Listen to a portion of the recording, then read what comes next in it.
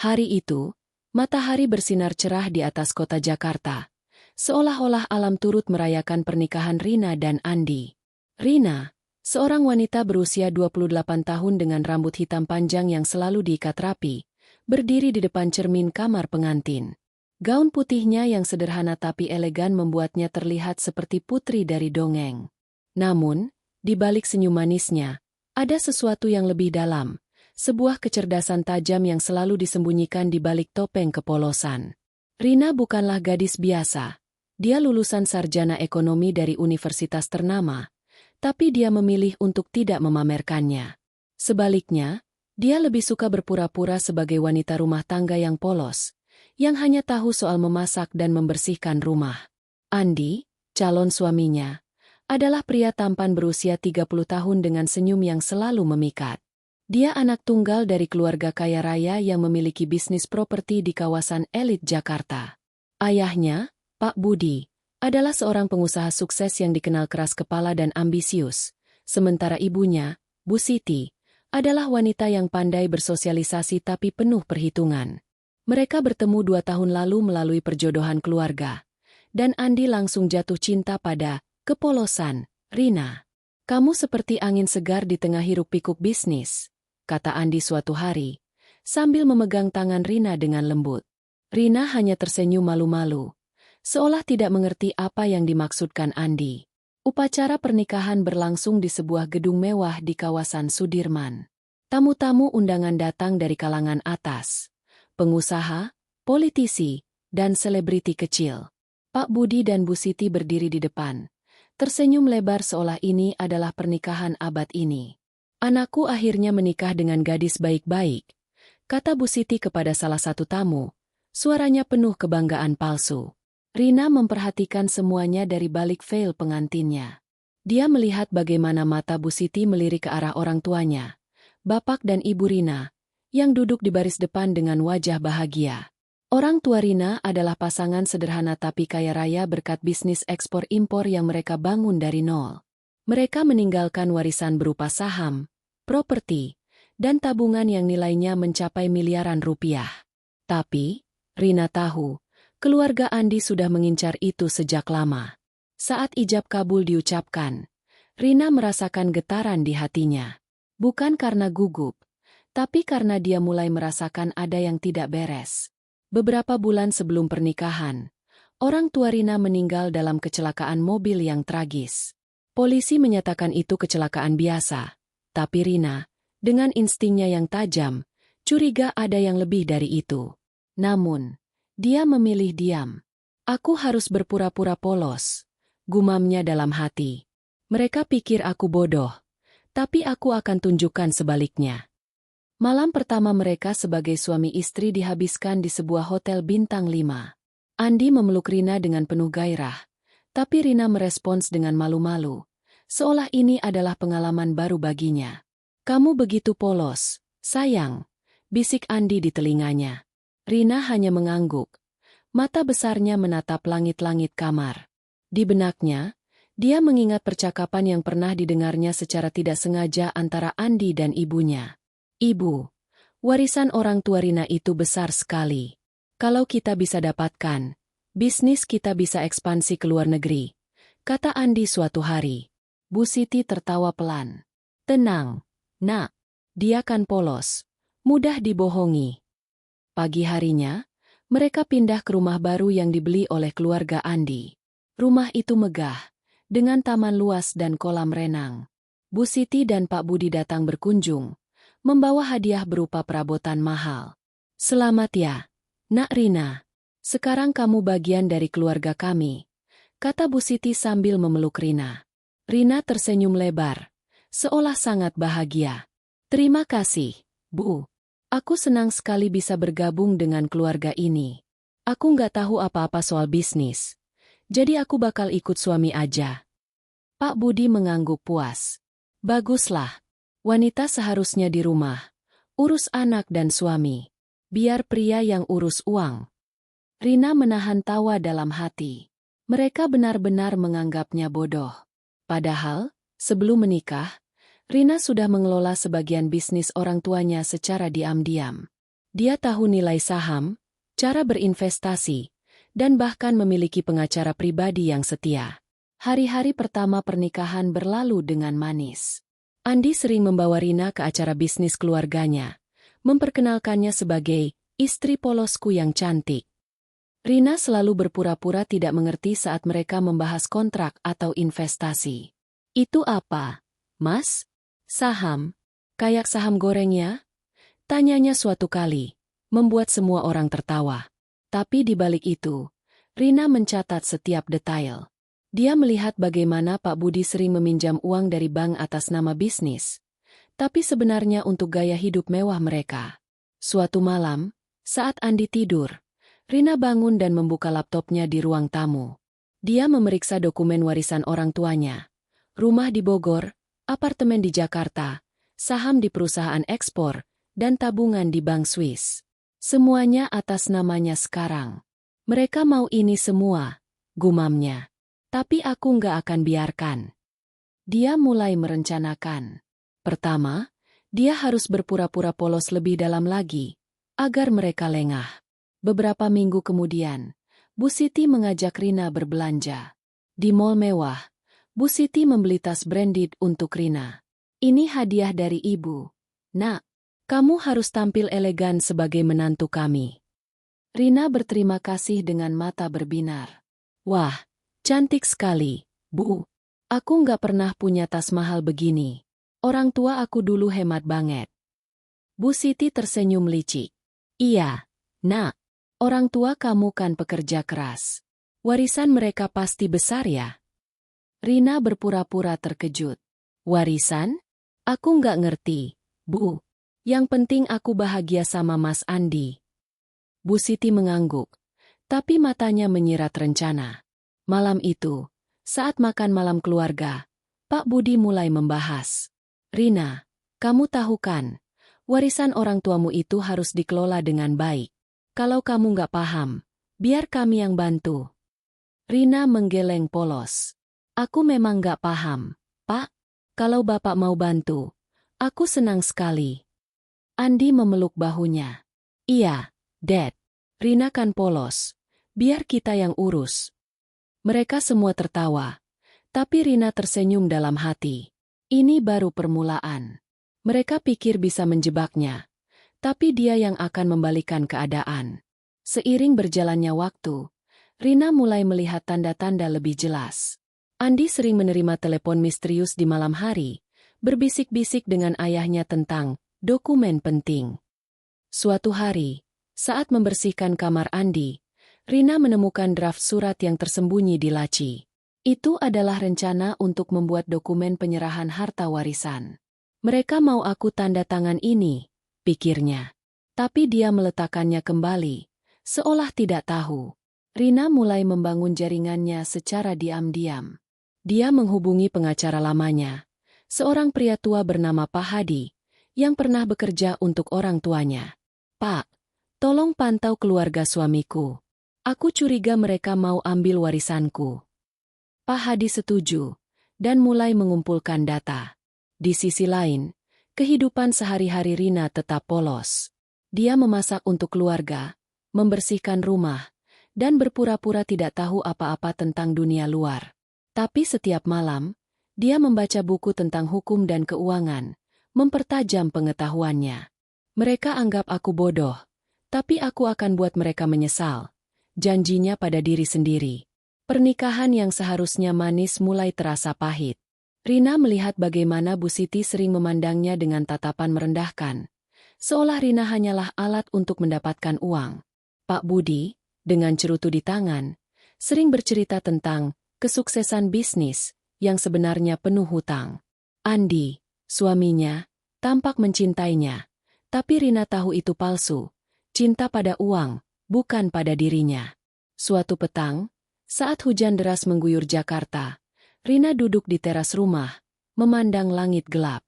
Ini baru bab pertama, gumamnya. Aku akan hancurkan mereka sampai jadi gelandangan. Senyumnya kembali polos saat Andi memanggilnya untuk makan malam. Ya, Mas.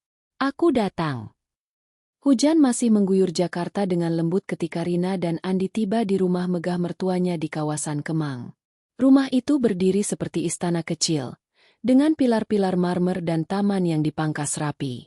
Di dalam, aroma masakan khas Betawi tercium dari dapur, dan Bu Siti menyambut mereka dengan senyum lebar yang terlalu sempurna untuk dipercaya. "Masuk, Nak. Ibu sudah masak soto Betawi kesukaan Andi," katanya, memeluk Rina dengan hangat yang terasa dibuat-buat. Rina membalas pelukan itu dengan senyum polos. Matanya berbinar seolah tak sabar menikmati hidangan. "Wah, terima kasih, Bu. Aku suka banget soto," katanya dengan nada ceria. Meski dalam hati dia sedang menghitung langkah berikutnya. Malam itu adalah acara makan malam keluarga yang katanya untuk mempererat hubungan. Pak Budi duduk di ujung meja makan, mengenakan kemeja linen mahal yang sedikit terbuka di bagian atas, memperlihatkan rantai emas yang selalu dia pamerkan. Andi duduk di sebelah Rina. Tangannya sesekali merangkul pundak istrinya dengan penuh kasih sayang, tapi Rina tahu itu hanya topeng. Meja dipenuhi hidangan, soto Betawi, ayam goreng, dan kerupuk yang disusun rapi. Tapi suasana di ruangan itu tidak sehangat makanan yang disajikan. Ada ketegangan halus yang hanya bisa dirasakan oleh seseorang seperti Rina, yang terlatih membaca situasi.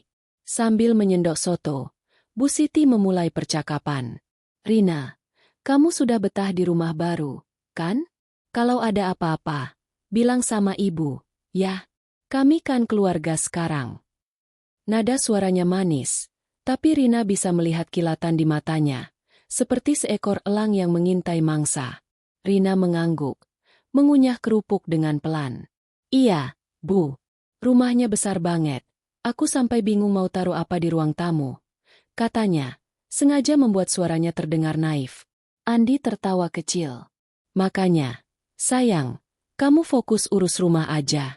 Urusan lain biar aku sama bapak yang tangani." Pak Budi mengangguk, menyeruput teh panas dari cangkir porselen. "Betul, Nak. Kamu nggak perlu pusing mikirin bisnis atau apa. Kami yang akan jaga kamu." Rina tersenyum kecil, seolah tersanjung. "Makasih, Pak. Aku memang nggak ngerti soal itu. Orang tuaku dulu juga nggak pernah cerita apa-apa soal uang atau warisan." Kata-kata itu dia ucapkan dengan sengaja, melempar umpan untuk melihat reaksi mereka. Dan umpan itu berhasil. Bu Siti dan Pak Budi saling pandang sekilas. Begitu cepat sehingga hampir tak terlihat. Tapi Rina menangkapnya. "Oh, iya, soal warisan," kata Bu Siti. Nadanya dibuat santai. "Orang tuamu pasti ninggalin sesuatu buat kamu, kan? Sayang kalau nggak dikelola dengan baik. Bisa habis begitu saja." Rina memasang wajah bingung. "Warisan? Aku sih nggak tahu persis, Bu. Kayaknya ada rumah sama tabungan. Tapi aku nggak ngerti caranya ngurus gitu-gitu. Bapak sama ibu tahu, kan?" Pak Budi tersenyum lebar, seperti serigala yang melihat domba tersesat. "Tentu, Nak. Kami bisa bantu. Nanti kami ajak kamu ke pengacara keluarga, biar semuanya jelas. Kamu nggak perlu khawatir." Rina mengangguk. Matanya melebar seolah penuh rasa syukur. "Wah, untung ada bapak sama ibu. Aku nggak tahu apa-apa soal beginian." Makan malam berlanjut dengan obrolan ringan, tapi Rina memperhatikan setiap detail. Cara Bu Siti memotong ayam dengan pisau, gerakan tangan Pak Budi yang sedikit gemetar saat membahas bisnis, dan tatapan Andi yang terlalu sering melirik ke arah ibunya. Setelah makan, Bu Siti mengajak Rina ke ruang keluarga untuk ngobrol perempuan. Andi dan Pak Budi pergi ke ruang kerja. Katanya untuk membahas proyek baru. Tapi Rina tahu, itu bukan sekadar proyek. Di ruang keluarga, Bu Siti duduk di sofa kulit, menyilangkan kaki dengan elegan. "Rina, kamu tahu, kan, kalau menikah itu artinya berbagi segalanya? Harta, tanggung jawab, semuanya," katanya, sambil menyeruput anggur merah. Rina mengangguk, memainkan ujung jilbabnya seolah gugup. "Iya, Bu. Aku mau jadi istri yang baik buat Mas Andi. Tapi aku nggak tahu apa-apa soal harta. Kalau Mas Andi minta, aku kasih aja." Bu Siti tersenyum, Tapi ada kilatan kemenangan di matanya. Bagus. Nak, besok ibu ajak kamu ketemu teman ibu, pengacara. Dia bisa bantu urus warisanmu biar aman. Rina tahu, ini adalah langkah pertama dari rencana mereka. Pengacara itu pasti bukan pengacara biasa, melainkan bagian dari skema untuk menjebaknya. Wah, boleh, Bu. Aku ikut aja. Tapi aku nggak ngerti dokumen-dokumen gitu. Loh, kata Rina, sengaja menekankan kepolosannya. Bu Siti menepuk tangannya. Nggak apa-apa. Nak, ibu yang akan jelasin. Kamu cuma perlu tanda tangan. Malam itu, saat Rina dan Andi pulang ke rumah mereka, Rina berbaring di ranjang, menatap langit-langit. Andi sudah tertidur, mendengkur pelan di sampingnya. Rina bangun pelan, mengambil ponselnya, dan mengirim pesan ke Pak Hadi, pengacaranya. Pak, mereka mulai bergerak. Besok ada pertemuan dengan pengacara keluarga. Tolong cek siapa orangnya. Pesan itu terkirim, dan Rina kembali berbaring, tersenyum dalam gelap. Kalian pikir aku bodoh, gumamnya. Tapi kalian yang akan jatuh. Keesokan harinya, Rina berpakaian sederhana, memilih rok panjang dan blus polos untuk memperkuat image polosnya. Andi mengantarnya ke rumah mertua, di mana Bu Siti sudah menunggu dengan seorang pria parubaya yang memperkenalkan diri sebagai Pak Darmawan, pengacara keluarga. Pria itu berpakaian rapi, tapi ada sesuatu yang tidak beres dari caranya tersenyum, terlalu licin, seperti penutup mobil bekas. Ibu Rina, saya dengar Anda punya warisan yang perlu diurus, katanya, mengeluarkan map berisi dokumen. Ini cuma formalitas, untuk memastikan harta Anda aman. Rina memandang dokumen itu dengan wajah bingung. Formalitas? Maksudnya apa, Pak? Tanyanya, sengaja membuat suaranya bergetar. Pak Darmawan tersenyum, menjelaskan dengan kata-kata rumit yang jelas dimaksudkan untuk membingungkan.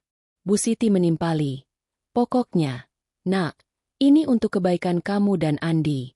Kalau kamu tanda tangan, semua harta kamu akan dikelola bareng keluarga. Rina mengangguk pelan, seolah mencerna informasi itu dengan susah payah.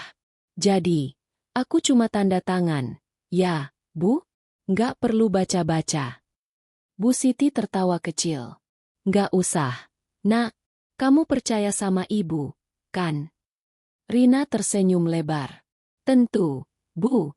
Aku percaya banget. Tapi di dalam hati, dia mencatat setiap kata. Dia tidak akan menandatangani apapun hari ini. Dia perlu waktu untuk memeriksa dokumen itu. Malam itu, saat Andi mandi, Rina diam-diam memotret dokumen yang ditinggalkan di meja makan mertua. Dia mengirim foto-foto itu ke Pak Hadi, yang langsung menganalisisnya. Ini dokumen penyerahan harta, Bu Rina. Balas Pak Hadi melalui pesan. Kalau Anda tanda tangan, semua warisan Anda akan dialihkan ke nama Andi dan keluarganya. Saya akan cek latar belakang pengacara ini. Rina menghapus pesan itu dari ponselnya, lalu kembali ke sofa, berpura-pura menonton sinetron. Saat Andi keluar dari kamar mandi, dia bertanya, "Sayang, tadi kamu nggak apa-apa ketemu pengacara, kan? Ibu bilang kamu kelihatan bingung." Rina memasang wajah polos. "Iya, Mas. Aku nggak ngerti apa-apa soal dokumen. Tapi kalau ibu bilang itu baik, aku percaya aja." Andi tersenyum, mencium keningnya. "Bagus. Sayang, kamu nggak perlu pusing. Aku yang urus." Tapi Rina tidak tidur malam itu. Dia duduk di ruang tamu, menatap foto orang tuanya di dinding. "Kalian pikir aku akan menyerahkan apa yang kalian bangun dengan susah payah?" gumamnya. Dia tahu, ini baru permulaan. Bisikan-bisikan di rumah mertua adalah sinyal bahwa jebakan sudah dipasang. Tapi Rina bukan mangsa. Dia adalah pemburu, dan dia akan memastikan mereka menyesal pernah meremehkannya. Pagi di Jakarta terasa cerah, tapi udara di rumah Rina dan Andi dipenuhi oleh aroma kopi dan ketegangan yang tak terucapkan. Rina berdiri di dapur, mengaduk teh manis untuk Andi, sambil mendengarkan suara burung yang berkicau di luar jendela. Dia mengenakan daster sederhana, Rambutnya diikat asal, memperkuat citra istri rumah tangga yang polos dan tak tahu apa-apa. Namun, di balik wajahnya yang tenang, pikirannya berputar cepat, merangkai rencana untuk menghadapi jebakan yang semakin jelas di depan mata. Andi duduk di meja makan, sibuk dengan ponselnya. Sesekali melirik Rina dengan senyum yang tampak tulus tapi terasa seperti topeng. Sayang, ibu tadi telepon. Dia bilang minggu depan kita ke rumah lagi buat urusan dokumen itu. Katanya, nada suaranya santai tapi penuh perhitungan.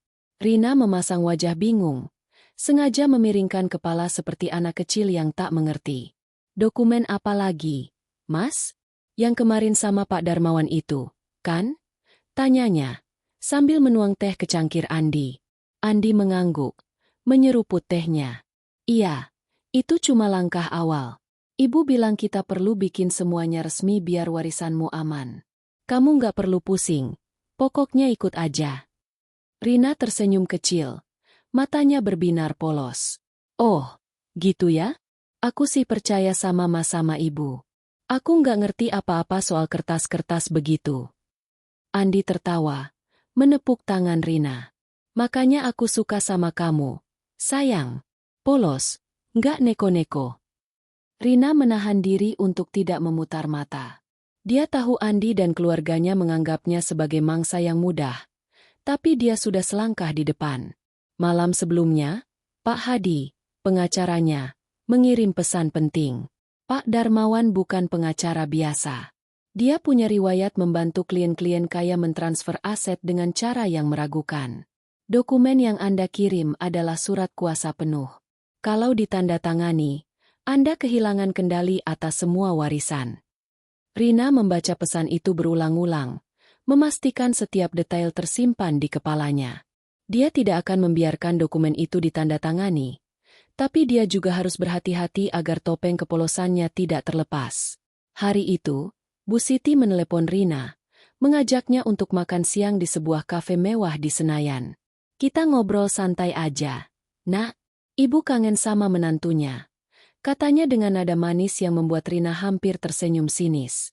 Rina setuju, mengenakan gaun sederhana dan jilbab polos untuk menjaga penampilan, istri lugu. Saat tiba di kafe, Bu Siti sudah menunggu di meja sudut, mengenakan gaun desainer dan kalung mutiara yang mencolok. Di sampingnya, ada sebuah map coklat yang langsung menarik perhatian Rina. Rina, cantik sekali kamu hari ini, kata Bu Siti, memeluknya dengan hangat yang terasa seperti pelukan ular. Rina tersenyum lebar. Ibu lebih cantik, Bu. Aku nggak bisa kayak ibu, selalu elegan. Bu Siti tertawa, jelas menikmati pujian itu. Mereka memesan makanan, salad untuk Bu Siti dan pasta untuk Rina, dan mulai mengobrol tentang hal-hal ringan, resep masakan, tren fashion, dan gosip selebriti. Tapi Rina tahu, ini hanya pemanasan. Setelah pelayan mengambil piring kosong, Bu Siti akhirnya membuka map coklat itu.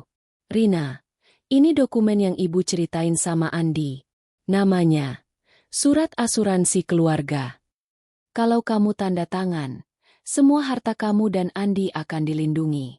Ini penting, loh, biar nanti kalau ada apa-apa, anak-anak kalian aman. Rina memandang dokumen itu dengan wajah polos, tapi jantungnya berdetak kencang. Dia tahu ini bukan asuransi. Ini adalah jebakan untuk mengalihkan warisannya ke tangan keluarga Andi. Oh, asuransi? Kayak asuransi mobil gitu, Bu? Tanya Rina, sengaja membuat pertanyaan yang terdengar bodoh. Bu Siti tertawa kecil, menepuk tangan Rina. Bukan, Nak, ini lebih penting. Pokoknya, kalau kamu tanda tangan, semuanya beres. Kamu nggak perlu baca, tebal banget soalnya. Rina mengangguk, memasang wajah ragu-ragu. Tapi, Bu, aku takut salah tanda tangan. Nanti kalau salah gimana? Bu Siti tersenyum, tapi ada sedikit ketidaksabaran di matanya. Nggak akan salah. Nak, ibu yang urus. Kamu percaya sama ibu, kan? Rina mengangguk pelan, seolah diyakinkan. Iya, Bu. Aku percaya. Cuma, boleh aku bawa pulang dulu, nggak? Aku mau tanya Mas Andi. Bu Siti tampak sedikit terganggu, tapi dia menutupinya dengan cepat. Tentu, Nak. Tapi jangan lama-lama. Ya, ini penting. Rina mengangguk, memasukkan map itu ke dalam tasnya dengan hati-hati. Dia tahu, dia tidak akan menandatangani apapun sebelum memeriksanya. Malam itu, di rumah, Rina menunggu Andi tertidur sebelum membuka map itu di ruang tamu. Dia menyalakan lampu meja kecil, memastikan suara ketikan di laptopnya tidak terdengar. Dokumen itu tebal, penuh dengan istilah hukum yang rumit, tapi Rina bukan orang bodoh. Dia pernah membantu ayahnya menyusun kontrak bisnis, dan dia tahu apa yang harus dicari. Di halaman ketiga, dia menemukan inti dari dokumen itu, sebuah klausul yang menyatakan bahwa semua aset atas nama Rina akan dialihkan ke pengelolaan bersama dengan Andi sebagai pemegang kuasa utama. Artinya, jika ditandatangani, Rina akan kehilangan kendali atas rumah di Bogor, apartemen di Jakarta, saham di perusahaan ekspor, dan tabungan di Bank Swiss. Rina mengambil ponselnya dan memotret setiap halaman, mengirimnya ke Pak Hadi dengan pesan singkat. Ini dokumen yang mereka maksud. Tolong analisis secepatnya. Tak lama, Pak Hadi membalas. Ini bukan asuransi, Bu Rina. Ini surat kuasa penuh untuk mentransfer semua aset Anda. Saya akan siapkan dokumen tandingan untuk melindungi Anda. Rina mengangguk pada dirinya sendiri, merasa lega memiliki sekutu seperti Pak Hadi. Tapi dia tahu, dia harus terus berpura-pura polos agar mereka tidak curiga. Keesokan harinya, Rina bertemu dengan Pak Hadi di sebuah warung kopi kecil di pinggiran Jakarta, jauh dari mata keluarga Andi. Pak Hadi, seorang pria berusia 60-an dengan rambut putih dan kacamata tebal, menyerahkan sebuah map berisi dokumen baru. Ini dokumen palsu yang bisa Anda gunakan untuk menipu mereka, katanya. Isinya mirip dengan dokumen mereka, tapi tidak memiliki kekuatan hukum. Jika mereka memaksa Anda tanda tangan, gunakan ini. Rina tersenyum, mengagumi kecerdasan pria tua itu. Terima kasih, Pak. Tapi saya juga perlu tahu lebih banyak tentang Pak Darmawan. Dia pasti kunci dari rencana mereka. Pak Hadi mengangguk. Saya sudah selidiki. Pak Darmawan punya riwayat buruk. Dia pernah terlibat dalam kasus penipuan properti 5 tahun lalu, tapi lolos karena koneksi. Dia bekerja untuk keluarga suami Anda sejak lama. Hati-hati, Bu. Mereka tidak main-main. Rina mencatat semua informasi itu. Pikirannya berputar untuk merancang langkah berikutnya. Dia tahu, dia harus tetap selangkah di depan. Kembali ke rumah, Rina berpura-pura sibuk di dapur, membuat kue untuk Andi. Saat Andi pulang, dia bertanya tentang dokumen itu. Sayang, apa kata ibu soal dokumen kemarin? Rina memasang wajah ceria. Oh, ibu bilang itu asuransi keluarga. Mas, aku bawa pulang. Tapi aku nggak ngerti baca-baca gitu. Kamu lihat aja, ya. Andi mengangguk. Jelas senang dengan kepolosan Rina. Bagus.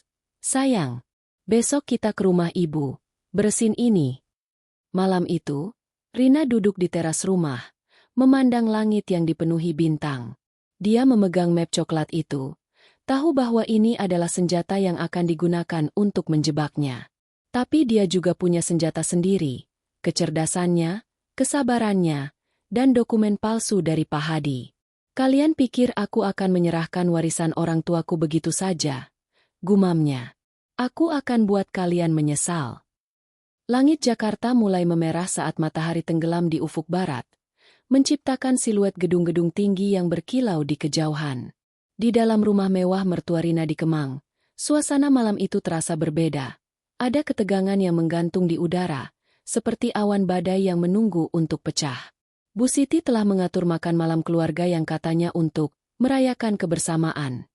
Tapi Rina tahu ini bukan sekadar makan malam biasa. Ini adalah panggung untuk jebakan pertama mereka. Dan dia harus memainkan peran polosnya dengan sempurna. Rina mengenakan gaun sederhana berwarna krem dengan jilbab senada, memastikan penampilannya tetap sederhana dan tidak mengancam. Dia ingin mereka terus meremehkannya, menganggapnya sebagai gadis lugu yang mudah dimanipulasi. Andi, seperti biasa, tampak santai, mengenakan kemeja biru tua dan tersenyum lebar saat mereka masuk ke ruang makan. Ibu bikin spesial malam ini, sayang. Kamu pasti suka, katanya, menarik kursi untuk Rina. Rina tersenyum malu-malu, mengangguk. Wah, ibu selalu bikin aku kagum, Mas. Aku nggak bisa masak sehebat ibu. Bu Siti, yang sudah duduk di ujung meja dengan gaun sutra merah menyala, tertawa kecil. Kamu manis sekali, Rina. Nanti ibu ajarin masak, ya. Tapi malam ini, kita fokus ke hal yang lebih penting. Rina memasang wajah penasaran. Matanya melebar seolah tak sabar mendengar. Hal penting apa, Bu? Tanyanya. Sengaja membuat suaranya terdengar polos. Pak Budi, yang duduk di sisi lain meja dengan cerutu yang belum dinyalakan di tangan, tersenyum licik. Kita mau selesaikan urusan warisanmu. Nak, biar semua aman dan tertata. Meja makan dipenuhi hidangan mewah, ikan gurame bakar, rendang daging, dan sayur kolplay yang dihias dengan irisan cabai merah. Tapi Rina tidak terlalu memperhatikan makanan. Matanya tertuju pada sebuah map hitam yang diletakkan di samping piring Bu Siti, sama seperti map coklat yang dia lihat di kafe sebelumnya. Dia tahu, malam ini adalah saat mereka akan memaksanya menandatangani dokumen itu. Tapi Rina sudah siap. Di dalam tas kecilnya, terselip dokumen palsu yang disiapkan Pak Hadi, pengacaranya. Dokumen itu dirancang untuk menyerupai aslinya, tapi tanpa kekuatan hukum, senjata rahasia untuk mengelabui mereka. Makan malam dimulai dengan obrolan ringan. Bu Siti bercerita tentang liburannya ke Bali. Pak Budi membual tentang proyek properti baru yang katanya akan mengguncang Jakarta. Dan Andi sesekali menimpali dengan candaan. Rina ikut tertawa, berpura-pura terpesona oleh cerita mereka. Tapi pikirannya sibuk menganalisis setiap gerakan. Dia memperhatikan bagaimana Bu Siti sering melirik ke arah map hitam itu, seolah tak sabar untuk membukanya. Pak Budi, meski tampak santai, sesekali memandang Andi dengan tatapan penuh makna, seperti memberi kode. Setelah hidangan penutup, es cendol dengan santan kental, Bu Siti akhirnya membuka topik yang ditunggu-tunggu. Rina, nak, kita sudah bicara soal warisanmu, kan? Malam ini kita mau bereskan semuanya. Pak Darmawan, pengacara kita, akan datang sebentar lagi untuk bantu jelaskan. Rina memasang wajah bingung, sengaja memainkan ujung jilbabnya. Oh, Pak Darmawan lagi, Bu? Aku sih nggak ngerti apa-apa. Tapi kalau ibu bilang ini penting, aku ikut aja. Bu Siti tersenyum, tapi ada kilatan kemenangan di matanya. Bagus. Nak, kamu cuma perlu tanda tangan. Biar kami yang urus sisanya. Tak lama, bel pintu berbunyi, dan Pak Darmawan masuk. Pria parubaya itu masih dengan senyum licin yang sama seperti pertemuan pertama mereka. Dia membawa tas kulit dan langsung duduk di samping Pak Budi, mengeluarkan beberapa lembar kertas dari map hitam. Ibu Rina, ini dokumen terakhir untuk asuransi keluarga. Katanya, nadanya penuh otoritas tapi dibuat ramah. Setelah ini, semua harta Anda akan aman di bawah pengelolaan keluarga. Rina mengangguk pelan, memasang wajah ragu. Jadi, ini beneran asuransi? Ya, Pak? Aku takut salah tanda tangan. Pak Darmawan tertawa kecil, menepuk meja dengan lembut. Nggak usah takut, Ibu. Ini standar. Banyak klien saya yang tanda tangan dokumen kayak gini. Nggak pernah ada masalah. Rina mengangguk lagi. Tapi di dalam hati, dia tersenyum sinis. Standar untuk menipu. Maksudnya, pikirnya.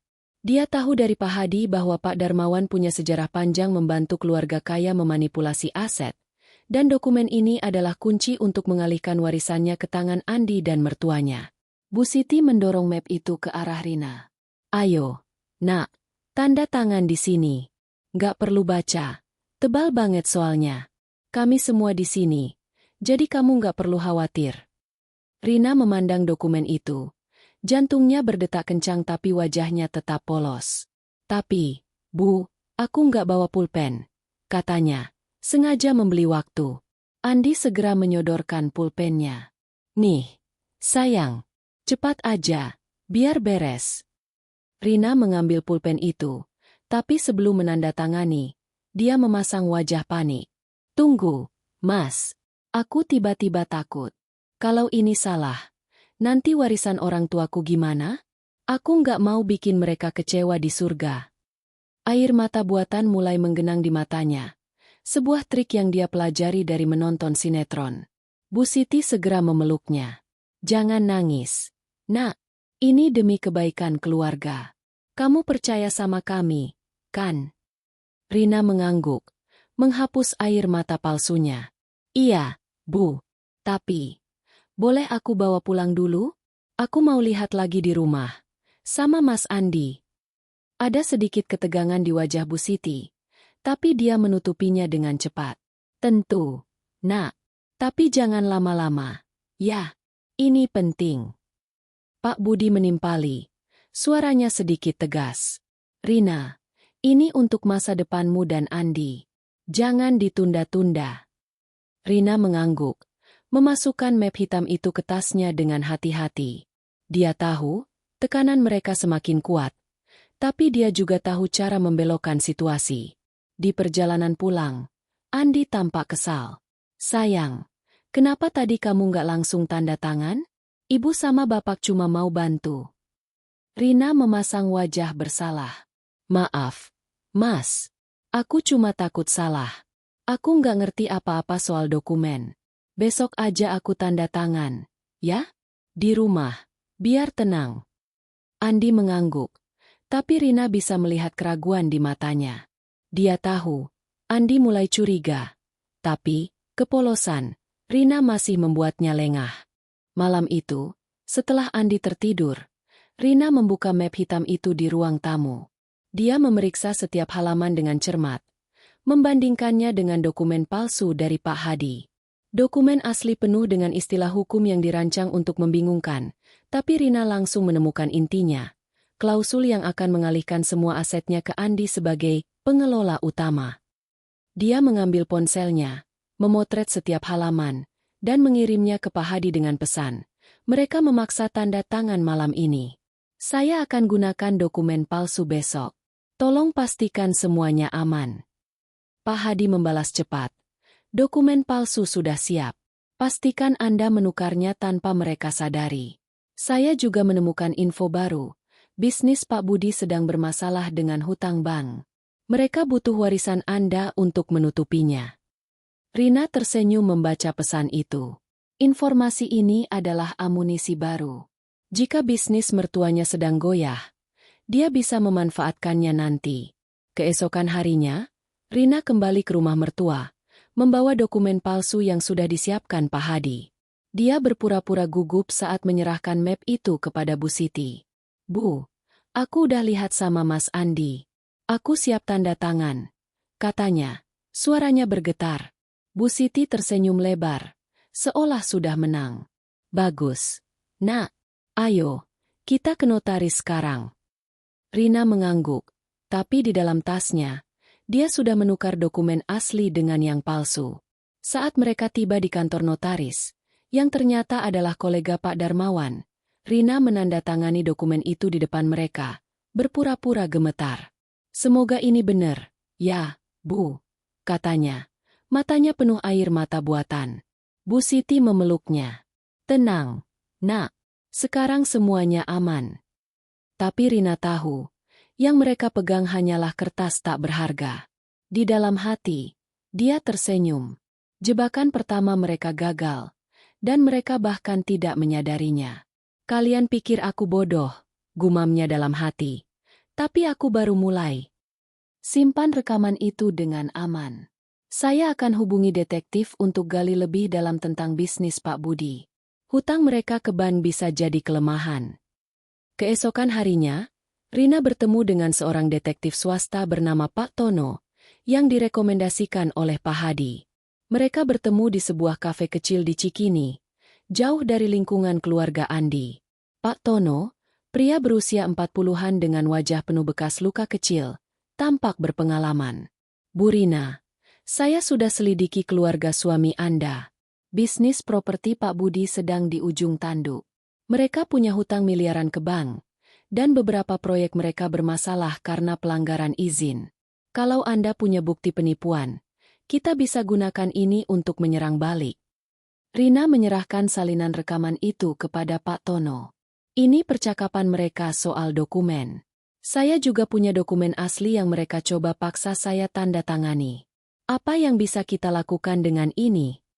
Pak Tono tersenyum tipis. Banyak, Bu. Kalau kita bisa buktikan mereka berusaha memalsukan dokumen atau menipu, kita bisa laporkan ke polisi. Tapi kita perlu lebih banyak bukti, transaksi bank, email, atau komunikasi lain. Rina mengangguk. Pikirannya sudah merancang langkah berikutnya. Dia tahu Andi sering menggunakan laptopnya untuk urusan bisnis, dan dia yakin ada sesuatu di sana. Malam itu, saat Andi mandi, Rina membuka laptop suaminya. Dia bukan hacker, tapi dia tahu kata sandi Andi, kombinasi tanggal lahir mereka yang Andi pikir romantis. Di dalam, dia menemukan folder bertanda, proyek keluarga. Di dalamnya, ada email-email antara Andi, Pak Budi, dan Pak Darmawan, membahas pengalihan aset dan penutupan hutang. Rina memotret layar dengan ponselnya, lalu menutup laptop itu sebelum Andi selesai mandi. Hari-hari berikutnya, Rina terus berpura-pura polos. Dia membantu Bu Siti di dapur, mengikuti arisan, dan tersenyum manis saat Andi membicarakan rencana bisnis mereka.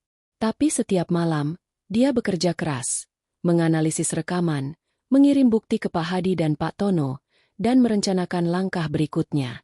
Dia juga mulai memasang perekam tambahan di tempat-tempat strategis, di mobil Andi, di ruang tamu mertua, bahkan di tas Bu Siti yang sering ditinggalkan sembarangan. Suatu malam, saat Rina memeriksa rekaman baru, dia mendengar sesuatu yang membuat darahnya mendidih.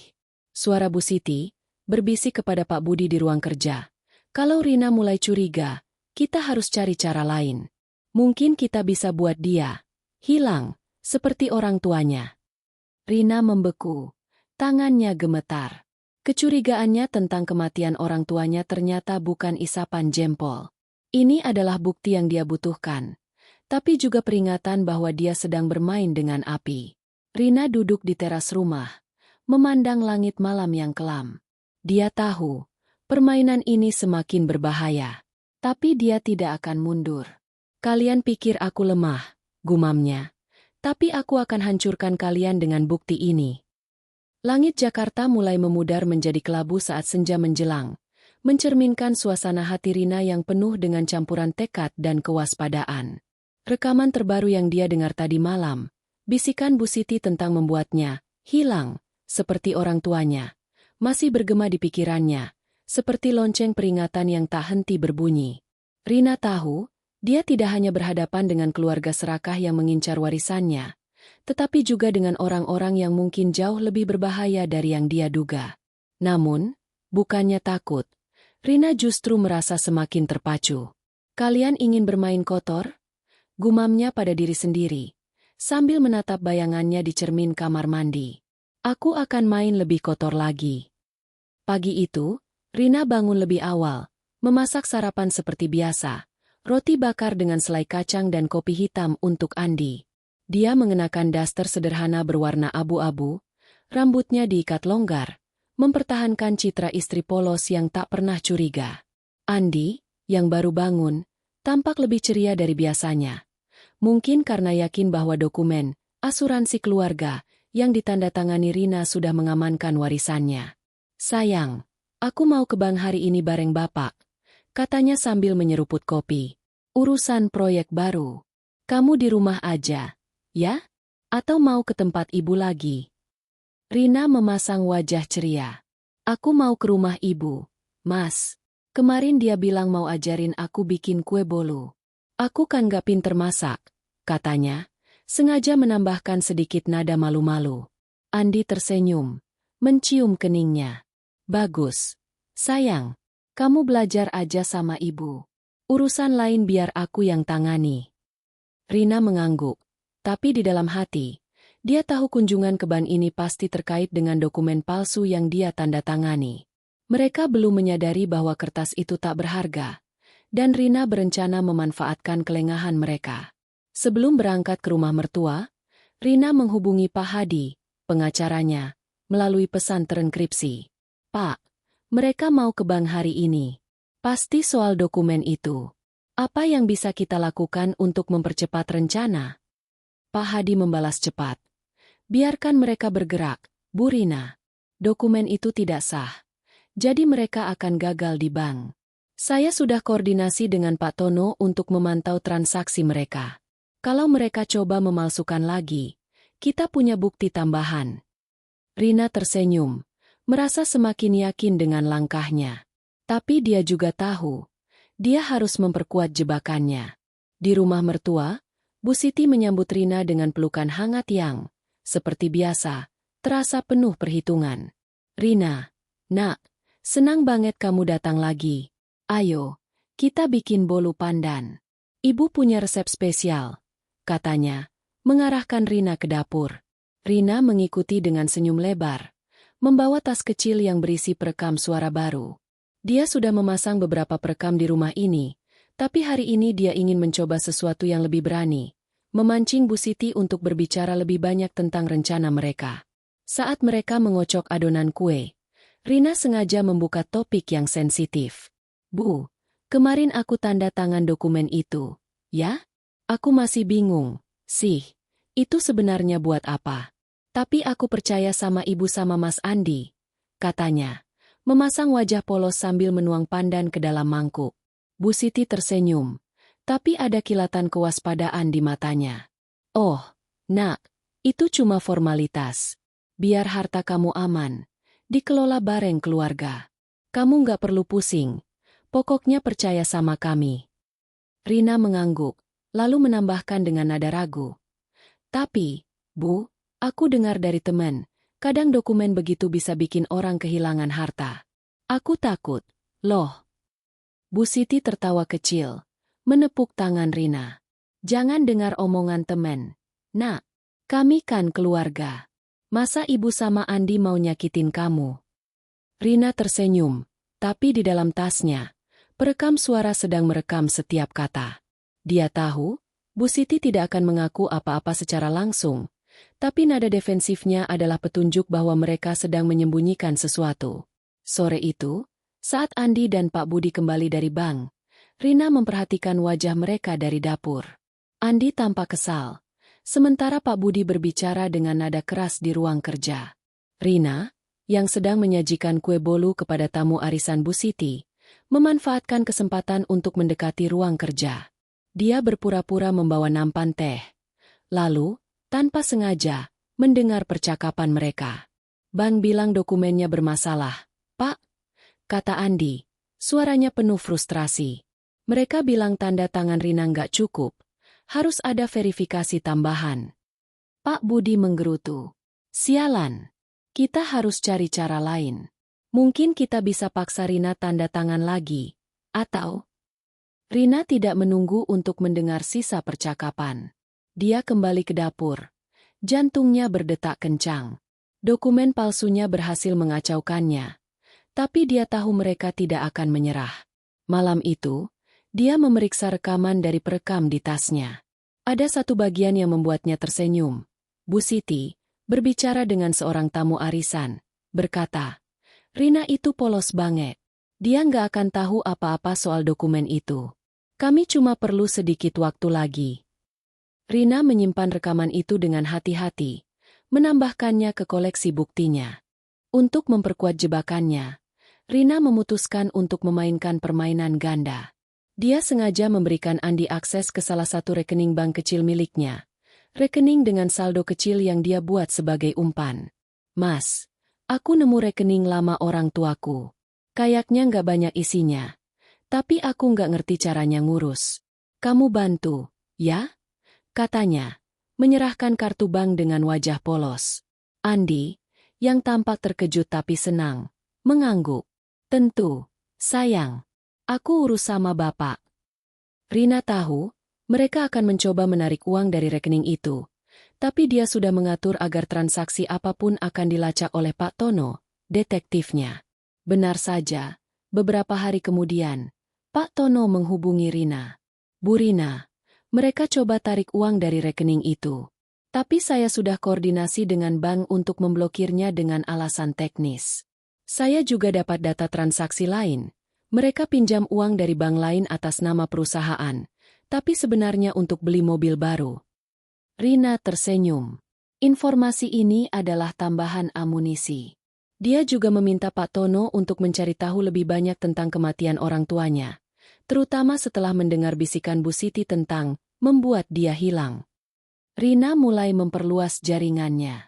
Dia menghubungi seorang teman lama ayahnya, Pak Wiranto, yang bekerja di kepolisian. Tanpa mengungkap terlalu banyak, Rina bertanya tentang kecelakaan orang tuanya. Pak, aku cuma penasaran, kecelakaan orang tuaku dulu beneran cuma kecelakaan, kan? Pak Wiranto, yang dulu dekat dengan ayah Rina, tampak ragu. Rina, laporan resminya sih kecelakaan. Tapi, ada beberapa hal yang aneh.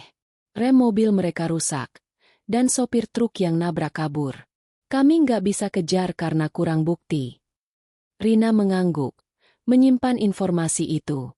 Dia tahu, ini bukan sekadar soal warisan lagi, ini soal keadilan. Hari-hari berikutnya, Rina terus berpura-pura polos. Dia membantu Bu Siti mengatur acara keluarga, tersenyum manis saat Andi membicarakan keberhasilan bisnis mereka, dan berpura-pura tidak tahu apa-apa tentang kegagalan di bank. Tapi setiap malam, dia bekerja keras, menganalisis rekaman, mengirim bukti ke Pak Hadi dan Pak Tono, dan merancang jebakan berikutnya. Dia juga mulai menyebar informasi palsu, seperti berpura-pura menerima telepon dari pengacara lain di depan Andi, membuatnya panik. Mas, tadi ada yang telepon, katanya soal warisan. Aku bilang aku nggak ngerti, suruh ke Mas Andi aja, katanya, memasang wajah bingung. Andi, yang tampak cemas, buru-buru menghubungi Pak Budi. Malam itu, Rina duduk di teras rumah, memandang langit yang mulai gelap. Dia memegang ponselnya, memutar ulang rekaman Bu Siti tentang membuat dia hilang. Amarah dan tekad bercampur di dadanya. Kalian pikir aku mangsa, gumamnya. Tapi kalian yang akan terperangkap dalam jebakanku. Pagi itu, udara Jakarta terasa lebih pengap dari biasanya. Seolah-olah kota ini ikut merasakan ketegangan yang membelit hidup Rina. Dia berdiri di dapur, menggoreng ikan untuk makan siang. Aroma asin dan rempah-rempah memenuhi ruangan. Di luar, suara klakson dan deru mesin motor menjadi latar yang sudah biasa. Rina mengenakan daster sederhana berwarna hijau zaitun. Rambutnya diikat rapi, mempertahankan citra istri polos yang selalu patuh. Tapi di balik wajahnya yang tenang, pikirannya seperti papan catur, menghitung setiap langkah musuh dan merancang serangan balik. Andi, yang baru saja pulang dari pertemuan bisnis, tampak gelisah saat masuk ke rumah. Dia melempar tasnya ke sofa dan menghela napas panjang sebelum duduk di meja makan. Sayang, aku capek banget. Urusan di kantor makin ribet, katanya. Suaranya penuh frustrasi. Rina memasang wajah prihatin, menuang teh manis ke gelasnya. Kenapa, Mas? Apa yang salah? Aku nggak ngerti bisnis, tapi aku bisa dengarin, katanya. Nadanya lembut tapi sengaja dibuat naif. Andi menggeleng, mengusap wajahnya. Nggak usah khawatir, sayang. Cuma urusan dokumen sama bank. Kamu nggak perlu pusing. Rina mengangguk, tapi dia tahu persis apa yang membuat Andi gelisah. Dokumen palsu yang dia tanda tangani telah menyebabkan kekacauan di bank, dan rekening umpan yang dia berikan juga gagal mereka tarik. Pak Tono, detektifnya, sudah mengkonfirmasi bahwa bank menolak transaksi karena ketidaksesuaian data. Sebuah jebakan yang Rina atur dengan cerdik melalui Pak Hadi.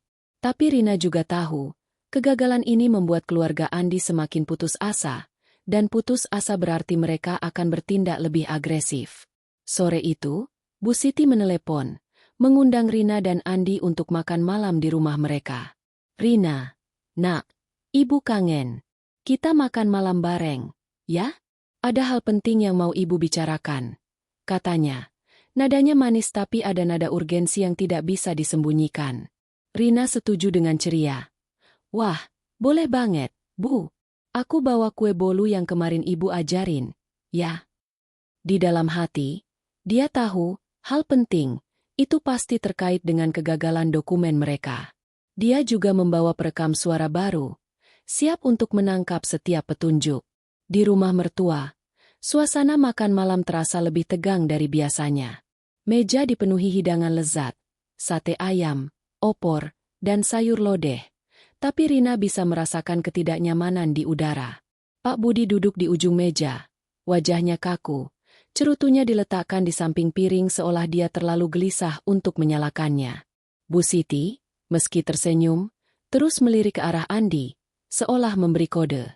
Rina berpura-pura tidak memperhatikan. Sibuk menyendok opor sambil mengobrol ringan tentang resep masakan. Setelah makan, Bu Siti mengajak Rina ke ruang keluarga untuk ngobrol perempuan. Sementara Andi dan Pak Budi menghilang ke ruang kerja. Rina tahu, ini adalah kesempatan mereka untuk merencanakan langkah berikutnya. Dia sengaja meninggalkan tasnya di dekat pintu ruang kerja, dengan perekam suara di dalamnya diaktifkan. Di ruang keluarga, Bu Siti mulai berbicara dengan nada yang lebih serius. Rina, nak, ibu dengar urusan dokumen warisanmu ada masalah di bank.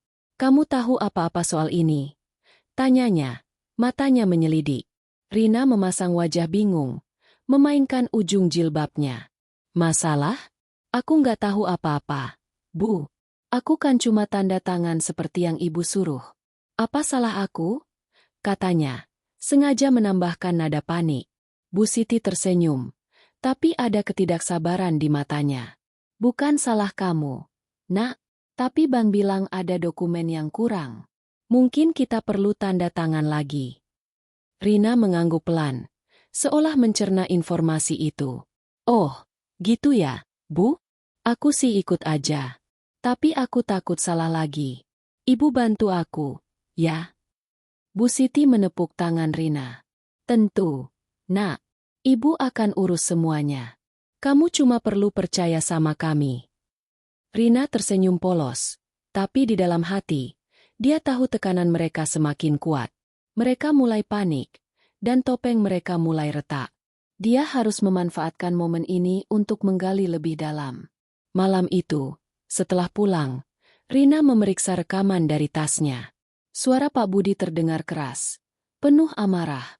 Andi, ini kacau. Bang bilang dokumen itu nggak sah. Kita sudah keluar banyak untuk bayar Darmawan. Dan sekarang ini, kita harus dapatkan warisan Rina, atau bisnis kita tamat. Andi menjawab dengan nada cemas. Pak, aku tahu Rina polos, tapi kalau dia mulai curiga, apa kita harus lakukan sesuatu? Pak Budi menggerutu. Kita coba sekali lagi dengan dokumen baru.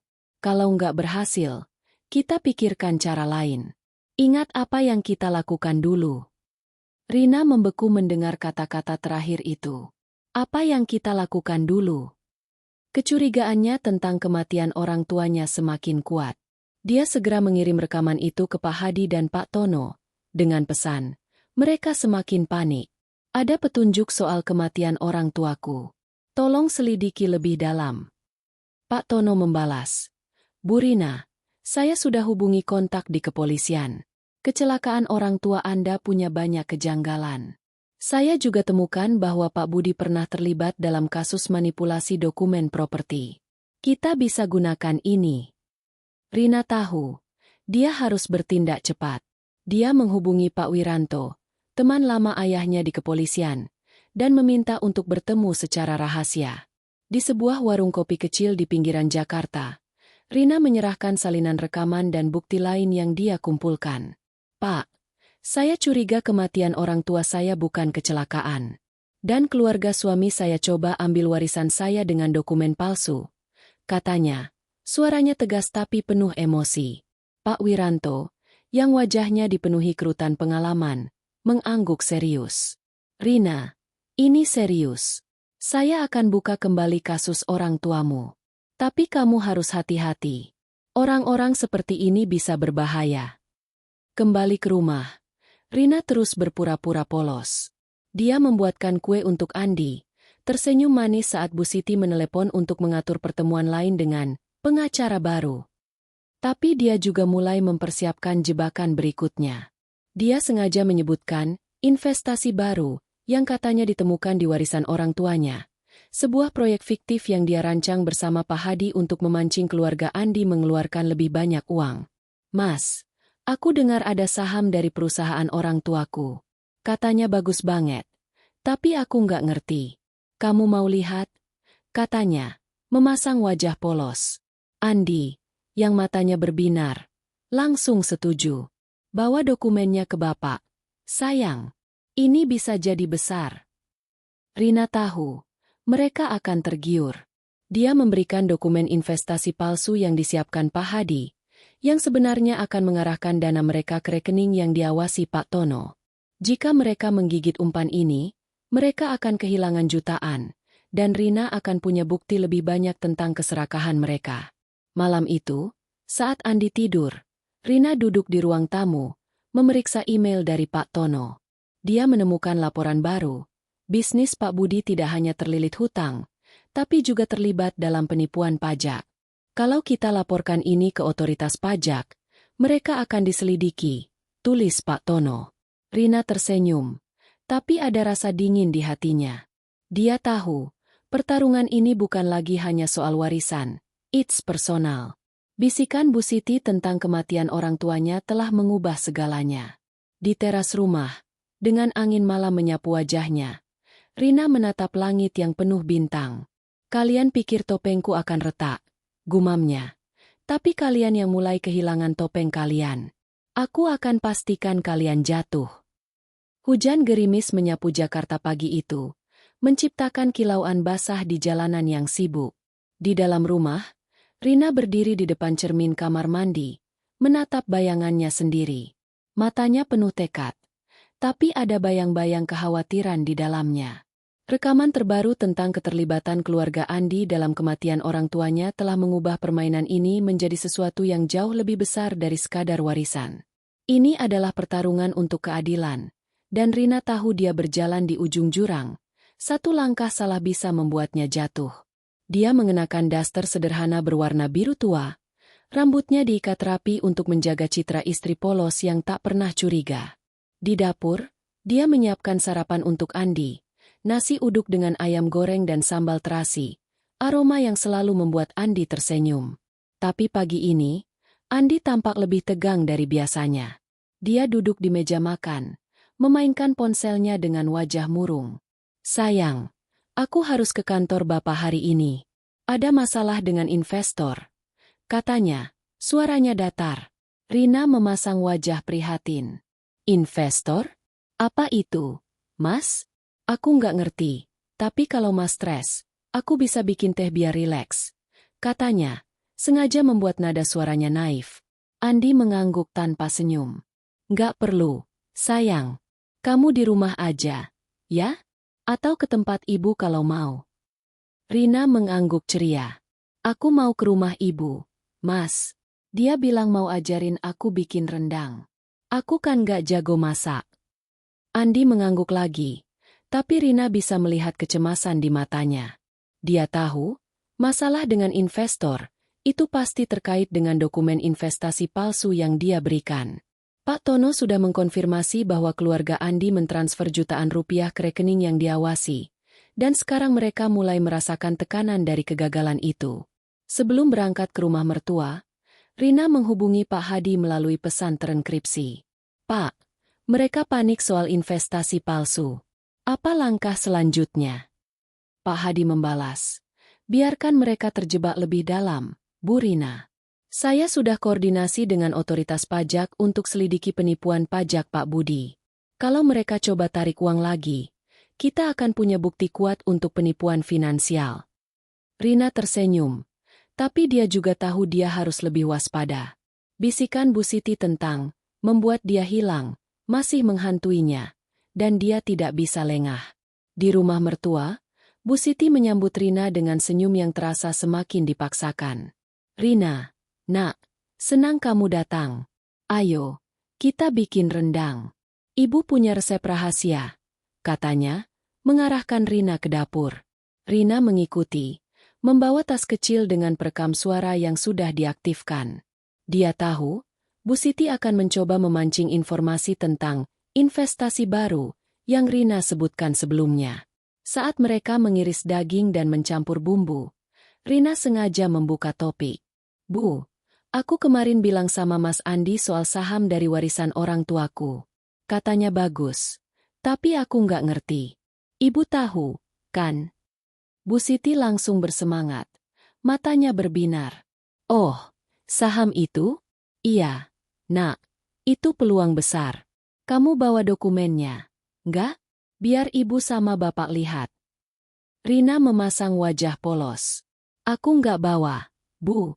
Aku cuma dengar dari teman papa dulu. Katanya saham itu bisa bikin kaya. Tapi aku takut salah ngurus. Bu Siti tersenyum lebar. Tapi Rina bisa melihat keserakahan di balik senyum itu. Jangan takut. Nak, bawa aja dokumennya besok. Kami akan urus semuanya. Rina mengangguk, tapi di dalam tasnya, perekam suara menangkap setiap kata. Dia tahu, Bu Siti akan segera menghubungi Pak Budi untuk membahas saham itu, dan dia ingin merekam reaksi mereka. Setelah selesai memasak, Rina meminta izin ke kamar mandi, tapi sebenarnya dia menuju ruang kerja Pak Budi untuk mengambil perekam yang tersembunyi di vas bunga.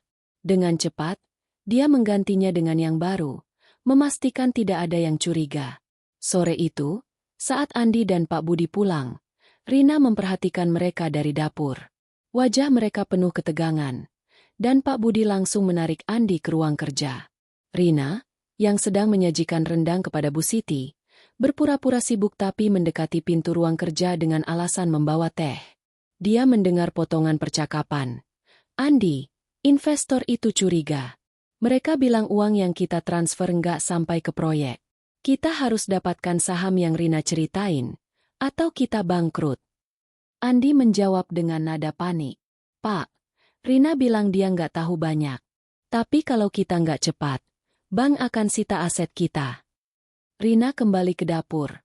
Jantungnya berdetak kencang. Jebakan investasi palsunya berhasil membuat mereka panik. Tapi dia juga tahu mereka semakin putus asa. Malam itu, dia memeriksa rekaman dari ruang kerja. Suara Pak Budi terdengar keras. Kita nggak punya pilihan, Andi.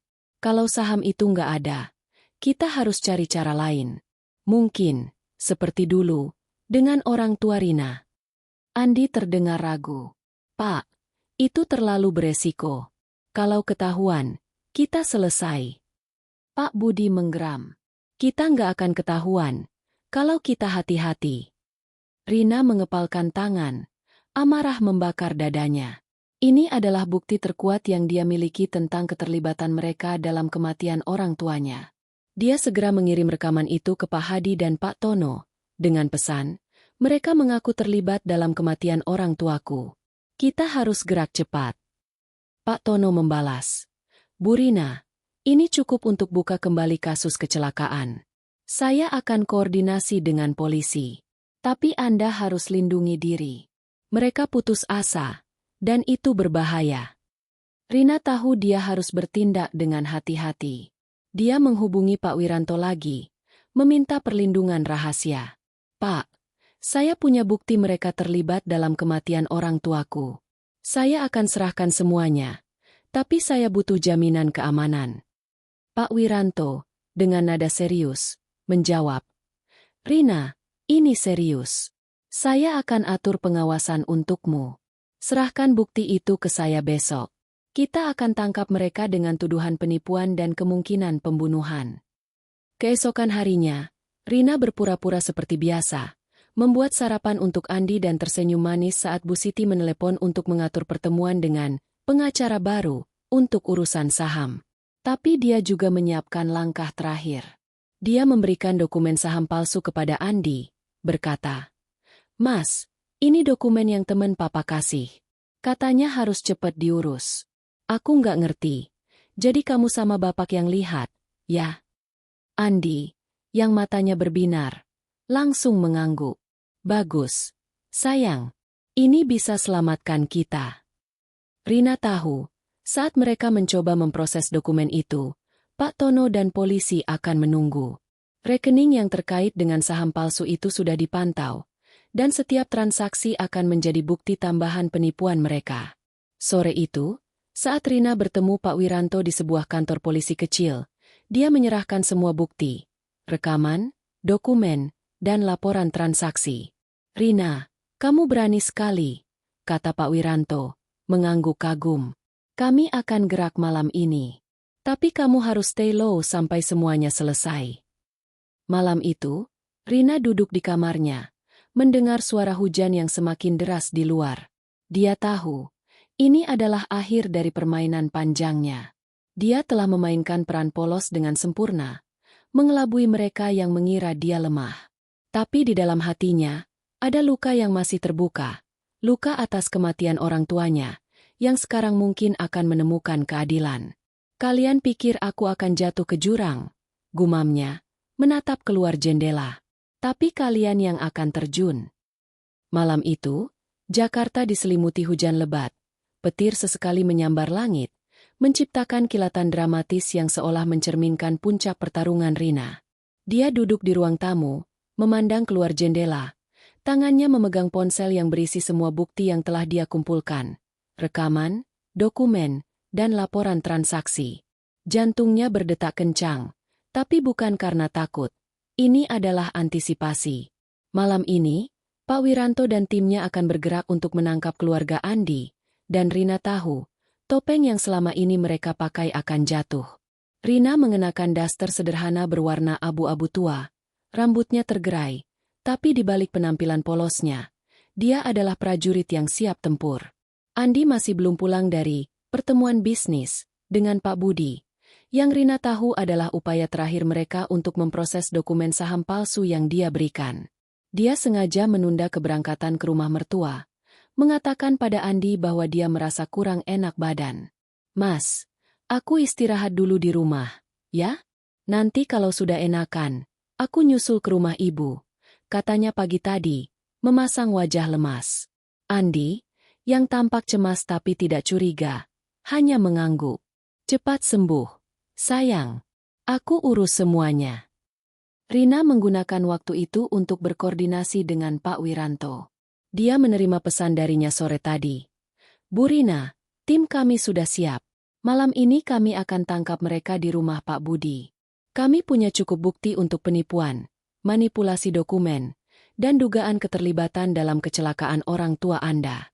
Tetap di rumah dan jangan buka pintu untuk siapapun sampai saya kasih kabar." Rina membalas singkat. "Terima kasih, Pak. Saya tunggu kabar baik."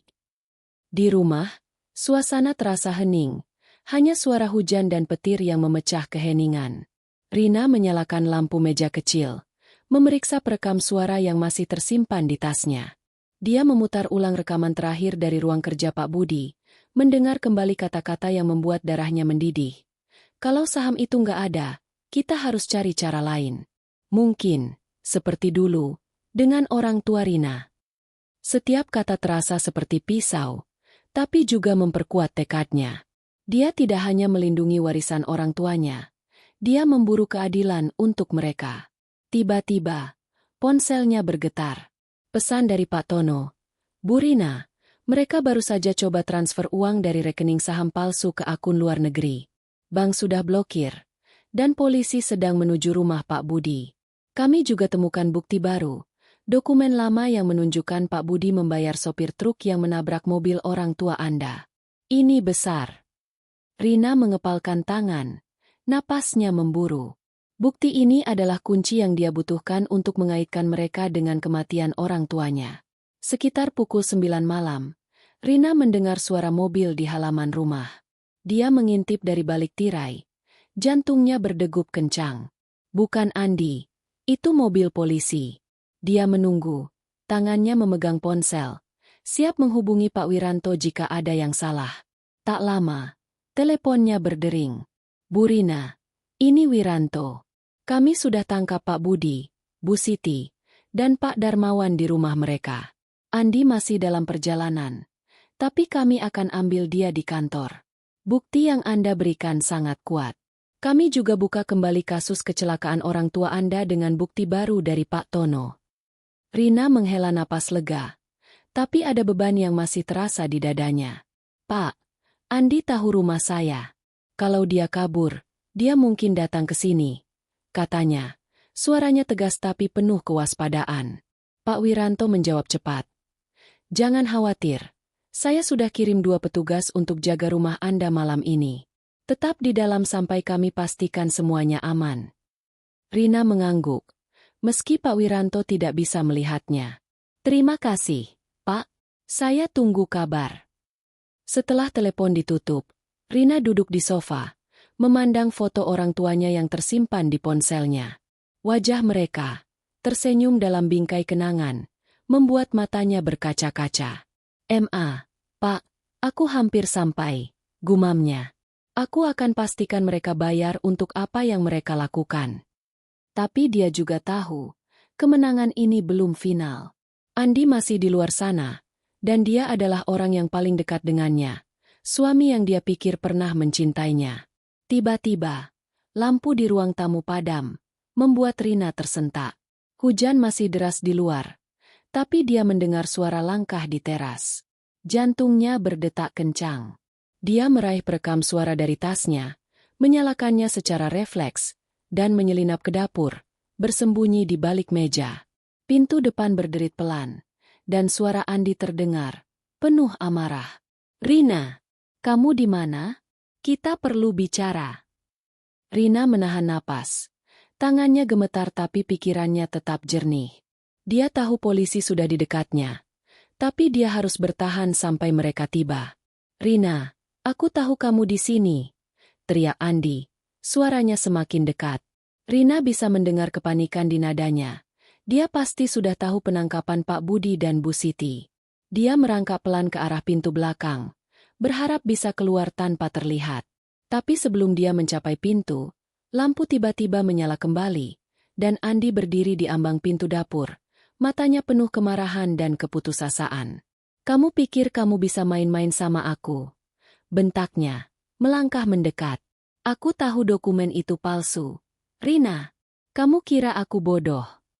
Rina berdiri perlahan, memasang wajah takut tapi tetap tenang. Mas, aku nggak tahu apa-apa. Aku cuma ikut apa yang kamu dan ibu bilang, katanya. Suaranya gemetar tapi sengaja dibuat polos. Andi mendengus, mengambil langkah lebih dekat.